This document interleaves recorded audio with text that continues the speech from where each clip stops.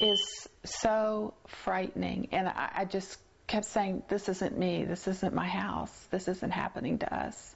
The fire spread in minutes. The damage took 5 months to repair.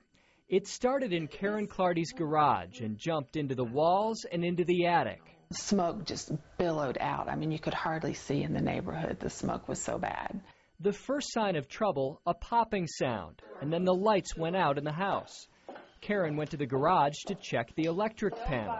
And I could see the flames shooting through the keyholes in this box.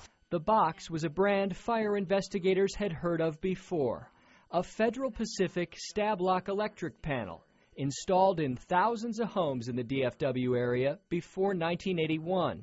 And right here, we have a lot of heat damage, continues on up here. Mark Goodson is an engineer who investigated the Clardy's fire for an insurance company. It wasn't the first he'd seen involving a Federal Pacific panel. We have seen people injured, burned, but we have also seen houses range from a small fire in a closet to almost completely burned down.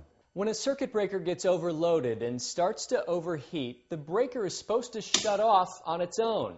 That's to prevent a fire.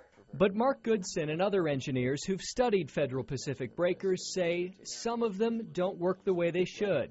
On some of these breakers, the heat will be generated as it should be, indicating a problem, but the breaker never cuts off. It just stays on. One study by a New York engineer, Jesse Ehrenstein, looked at nearly 1,500 Federal Pacific breakers and found about 1 out of every 4 failed to trip when overloaded, creating a fire risk.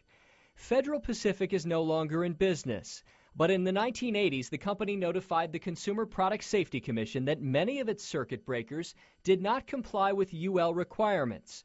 UL is a testing service that checks the safety of electric products. But even though the boxes didn't meet those standards, Federal Pacific still claimed they were not a fire hazard. The CPSC never took action to force a recall. Instead, the agency shut down the investigation and put out this news release saying they didn't have the money to study the issue. Karen Clardy was stunned to learn there was no recall, no warning. I can't believe that they have kept this almost like a secret. Just last week, the CPSC issued a new statement. It tells electricians, homeowners, home inspectors, and realtors to read the 1983 news release more carefully, pointing out the Commission closed the matter without making a determination as to the safety of FPE circuit